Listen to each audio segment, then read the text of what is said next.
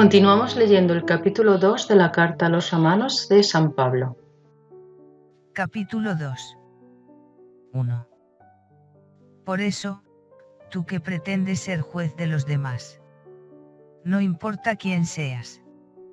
No tienes excusa, porque al juzgar a otros, te condenas a ti mismo, ya que haces lo mismo que condenas. En este capítulo San Pablo nos muestra a los que se justifican a sí mismos o a los que nos justificamos a nosotros mismos. Directamente nos dice tú, o sea, nos está hablando a cada uno de nosotros. No importa quién seas. No importa quién seas porque nos está hablando a cada uno de nosotros. No tenemos excusa, no tienes excusa para juzgar a los demás porque todos, absolutamente todos, somos incapaces de ser perfectos. Ninguno de nosotros puede ser perfecto, todos somos pecadores. Con lo cual, juzgar a los demás pues no sirve de nada. Para lo único que sirve es para condenarnos a nosotros mismos porque somos iguales, tenemos las mismas tendencias. 2. Sabemos que Dios juzga de acuerdo con la verdad a los que se comportan así. 3. Tú que juzgas a los que hacen esas cosas e incurres en lo mismo. ¿Acaso piensas librarte del juicio de Dios? Nosotros juzgamos bajo nuestras propias normas y luego pensamos que Dios no nos juzgará, negándole ese privilegio. Pero, sin embargo, al contrario, Él nos juzgará y nos juzgará bajo sus normas divinas, las cuales Él nos ha mostrado a través de la revelación e incluso nos ha mostrado en nuestros propios corazones, como ahora veremos. 4. ¿O desprecias la riqueza de la bondad de Dios, de su tolerancia y de su paciencia, sin reconocer que esa bondad te debe llevar a la conversión? Dios nos quiere llevar al arrepentimiento a todos. Es por eso que debemos acogernos al perdón y a la misericordia, hacernos conscientes de nuestra situación de pecadores y pedir ese perdón y esa misericordia, no despreciar la bondad de Dios. 5. Por tu obstinación en no querer arrepentirte, vas acumulando ira para el día de la ira, cuando se manifiesten los justos juicios de Dios. El castigo es por nuestra obstinación, es por mantenernos en situación de alejamiento de Dios y en situación de pecado y no querer volvernos a Dios, arrepentimiento y cambiar nuestra conducta y eso es lo que nos lleva a la condena, porque nosotros pecamos contra Dios, pero el pecado nos afecta a nosotros mismos. Cuando pecamos contra nosotros mismos. Las consecuencias del pecado nos afectarán a nosotros. Y esta es la gravedad del pecado, que tarde o temprano pues sufriremos sus consecuencias. Y como dice San Pablo, vamos acumulando castigo contra ti mismo, vas acumulando castigo para el día de la ira. Aunque ahora mismo no estemos sufriendo las consecuencias del pecado, eso se va acumulando y llegará un día en el que sufriremos realmente las consecuencias del castigo, porque vamos acumulando el pecado para el día de la ira. Por eso más adelante en el capítulo 13, San Pablo nos dirá: despierta ya, es hora ya, ahora mismo, ya, despierta para no seguir acumulando esta ira. Despierta ahora, que cada vez está más cerca la salvación, cada vez estás más cerca del momento de tu muerte y cada vez estás más cerca del día de la ira del Señor. 6. Que retribuirá a cada uno según sus obras. Tus obras de pecado son las que atesorarán ira para el día de la ira. Sin embargo, el arrepentimiento verdadero, el rechazar lo malo y elegir lo bueno, es lo que se tendrá en cuenta a la hora de juzgarte. 7. Él dará la vida eterna a los que por su constancia en la práctica del bien, buscan la gloria, el honor y la inmortalidad. Él dará la vida eterna. Esa es la retribución.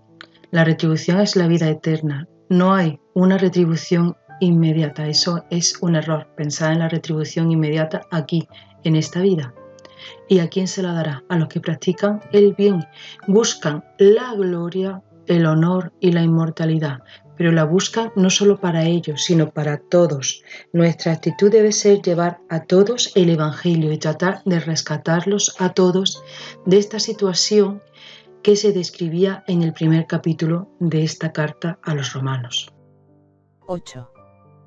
En cambio, castigará con la ira y la violencia a los rebeldes, a los que no se someten a la verdad y se dejan arrastrar por la injusticia. Y estas son las consecuencias del pecado, el castigo. Y también igual que la vida eterna, no es un castigo inmediato aquí en nuestra vida, sino un castigo que vendrá después. El día de la ira. 9. Es decir, habrá tribulación y angustia para todos los que hacen el mal, para los judíos en primer lugar, y también para los que no lo son. 10. Y habrá gloria, honor y paz para todos los que obran el bien, para los judíos, en primer lugar, y también para los que no lo son. 11. Porque Dios no hace acepción de personas. 12. En efecto, todos los que hayan pecado sin tener la ley de Moisés perecerán sin esa ley, y los que hayan pecado teniendo la ley serán juzgados por ella. La ley de Dios, la ley de Moisés, es la palabra de Dios. Son los 10 mandamientos y todas las prescripciones que Dios hizo a través de Moisés, que cumplía el pueblo judío. Por eso nos dice que no solo los judíos serán juzgados, sino todos. Los judíos porque ellos cumplían con la ley de Moisés, pero no es la ley de Moisés la que nos salva, sino Cristo, es Cristo el que nos da la redención. Porque como ya nos dijo en el capítulo primero, es la buena noticia de Cristo, el Evangelio de Cristo, lo que nos salva. Acogernos al perdón y a la misericordia de Cristo a través de la fe en Él es lo que nos da la salvación. Tú piensas que eres bueno y que por eso mereces la salvación, pero no es por eso por lo que nos salvamos. No nos salvamos por nuestros méritos, nos salvamos por la redención de Jesús, nunca por nuestros medios. Eso sería arrogancia. Es lo que nos está tratando de decir aquí San Pablo, que somos tan arrogantes que nos juzgamos a nosotros mismos sin tener en cuenta el juicio de Dios y nos creemos salvados por nuestro propio juicio. Pero lo que en realidad debemos de ser es humildes y pedirle a Dios la misericordia y el perdón y la salvación a través de los méritos de Cristo, a través de la redención de Cristo. Y esas serían nuestras buenas obras, acogernos a la fe y trabajar por el reino de Dios, buscando la gloria, el honor y la inmortalidad. Es decir, nuestra actitud de llevar el Evangelio, que es gloria, honor e inmortalidad, a todas las personas. 13. Porque a los ojos de Dios, no son justos los que oyen la ley, sino los que la practican. No nos salvamos por lo que sabemos, sino por lo que hacemos con eso que sabemos. 14. Cuando los paganos, que no tienen la ley, guiados por la naturaleza, cumplen las prescripciones de la ley, aunque no tengan la ley, ellos son ley para sí mismos. Nosotros somos privilegiados porque tenemos la revelación del Evangelio, pero aquellos que no la tienen inscrito en sus corazones una ley natural que Dios ha inscrito a cada uno en nuestros corazones, que nos dicen cuál es el bien y cuál es el mal. Entonces esas personas deben de cumplir aquello que tienen inscrito en sus corazones. 15. Y demuestran que lo que ordena la ley está inscrito en sus corazones. Así lo prueba el testimonio de su propia conciencia, que unas veces los acusa y otras los disculpa. Los que no conocen el Evangelio tienen inscrita esa misma ley de Dios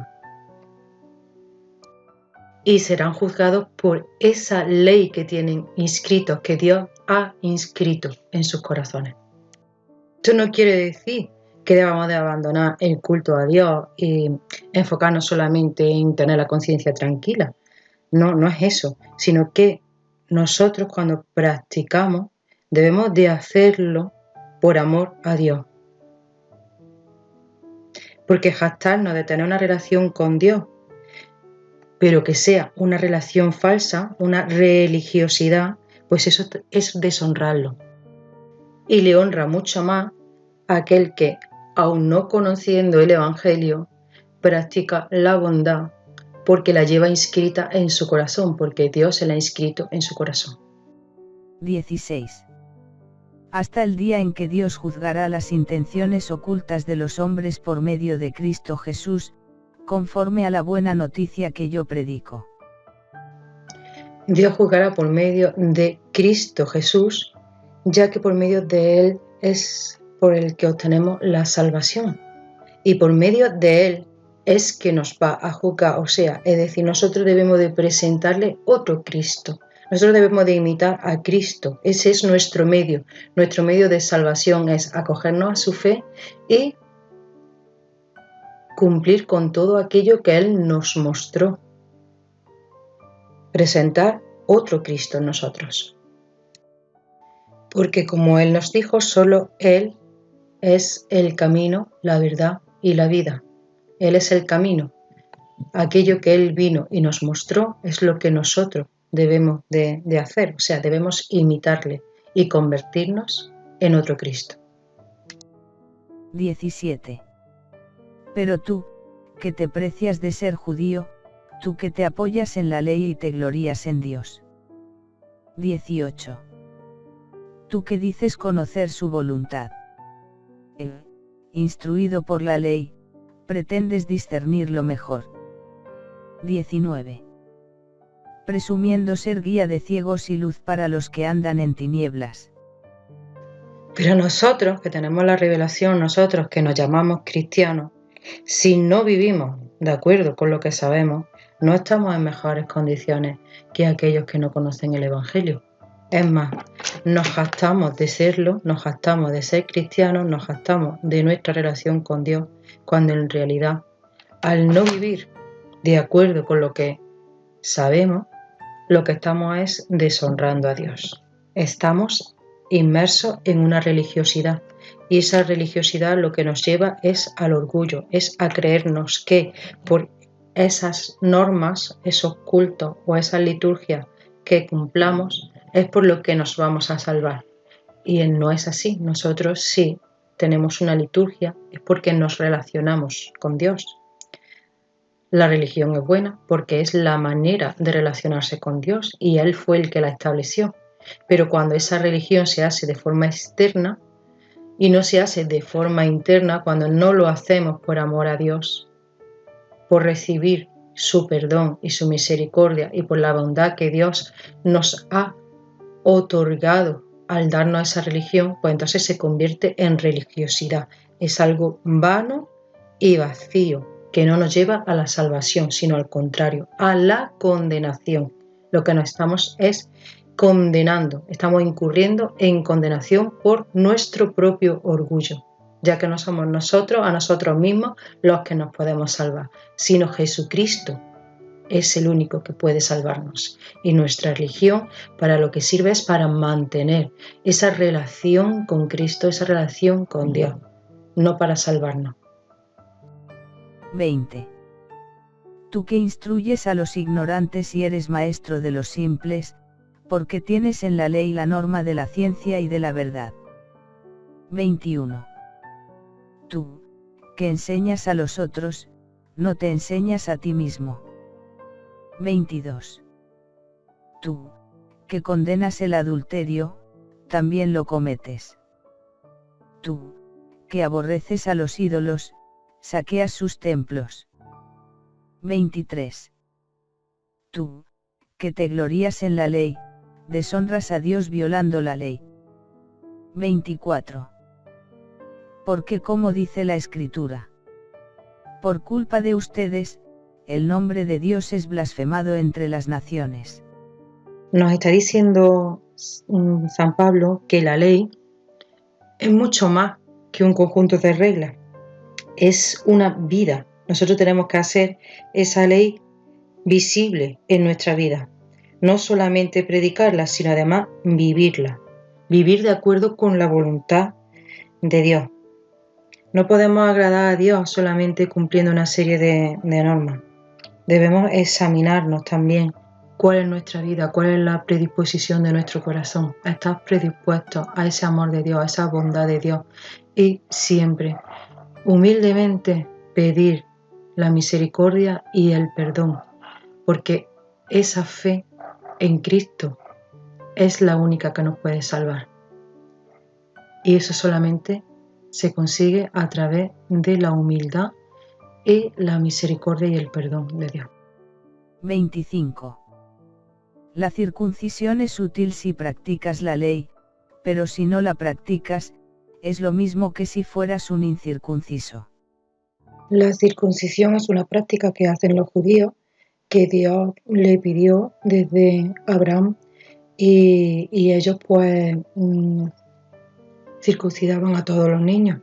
Jesús fue circuncidado en el 8º día de su nacimiento. Los judíos se identificaban por esa circuncisión y pensaban que ya por ser hijos de Abraham pues estaban salvados. Y como decía Juan Bautista en Mateo 3, convertiros realmente, convertidos de corazón, porque no por ser hijos de Abraham tenéis la salvación. Dios puede sacar hijos de Abraham de estas piedras. Es decir, que tú te circuncides o el que tú practiques una religión sin una conversión verdadera no te va a salvar. No es eso lo que te salva. Lo que te salva es Cristo, lo que te salva es una conversión verdadera, es hacer el bien, es trabajar por el reino de Dios y sobre todo la humildad de pedir el perdón y la misericordia del Señor. Ya que todos somos pecadores, todos. 26. Al contrario, el que no está circuncidado, pero observa las prescripciones de la ley, será tenido por un verdadero circunciso. Los judíos se creían salvados solamente por eso, por pertenecer a su pueblo. Pero a partir de Cristo la salvación es universal. Y aunque no estén circuncidados, si observan la ley de Cristo, el nuevo pacto, pues entonces serán salvados. Todos aquellos que se acojan a la fe de Cristo. 27. Más aún, el que físicamente no está circuncidado pero observa la ley, te juzgará a ti, que teniendo la letra de la ley y la circuncisión, no practicas la ley. 28. Está denunciando la hipocresía de creerse salvado solo por estar circuncidado o por asistir a la iglesia, haberse bautizado, ir a misa, todas estas cuestiones que creemos que con ese cumplimiento pues ya estamos salvados. Sin embargo, pues esa es la hipocresía y de hecho aquellos que realmente de corazón ven que tú haces eso hipócritamente, pues lo van a notar, porque no estás transformando tu vida y no lo estás reflejando en tu vida. Porque no es verdadero judío el que lo es exteriormente, ni la verdadera circuncisión es la que se nota en la carne. 29. El verdadero judío lo es interiormente, y la verdadera circuncisión es la del corazón, la que se hace según el espíritu y no según la letra de la ley. A este le corresponde la alabanza, no de los hombres, sino de Dios. No es ser cristiano cumplir una liturgia. Lo que Dios desea de nosotros es una entrega sincera y una obediencia real, una transformación de nuestras vidas con todas sus consecuencias, completamente, no solamente en el momento en el que estamos en la iglesia, sino en nuestro día a día. Este sería el final del capítulo 2, después del capítulo 1 en el que Pablo condenaba a los paganos por su culto a los ídolos, las prácticas de impureza sexual, la violencia, etc. Pues ahora habla sobre el creyente, sobre lo que somos creyentes y creemos que por serlo, que por cumplir una serie de normas o una serie de liturgias ya nos estamos salvando. Pretendemos que la salvación nos la otorgue Dios por nuestros propios méritos, cuando en realidad no es así. No podemos salvarnos por nuestra propia cuenta. Es Cristo el que nos salva. Si queremos salvarnos, si queremos evitar el castigo y vivir eternamente con Cristo, pues entonces debemos de depender de la gracia de Dios. No importa lo que hayamos sido, no importa qué pecado hayamos cometido, porque todos somos pecadores y simplemente consiste en acogerse humildemente a esta misericordia y a esta bondad de Dios que ha entregado a su Hijo para que nos dé la salvación y la vida eterna. Todos hemos pecado, todos creyentes y no creyentes, porque esa es nuestra naturaleza. Todos pecamos, aunque sea de orgullo, aunque sea pensando que por nuestros propios méritos ya podemos salvarnos. Por cumplir una serie de normas religiosas, una serie de liturgias que terminan convirtiéndose en religiosidad, cuando en realidad no es así. Es Cristo el que nos salva. Y si no nos acogemos a Cristo, pues entonces tendremos que sufrir las consecuencias del pecado. Las normas religiosas no son los medios de salvación, sino los medios para estar en comunicación con Dios. No es el medio por el cual nos salvamos, es Cristo el que nos salva. Y la religión nos sirve para mantenernos en relación con Cristo. Por eso debemos de hacerlo con corazón y no practicar una religión externa, sino una religión que se viva internamente, que se hace de corazón para mantenernos en relación con Dios y con Cristo, que es el que nos salva. Pues hasta aquí la lectura y el comentario del capítulo 2 de esta preciosa carta a los romanos de San Pablo.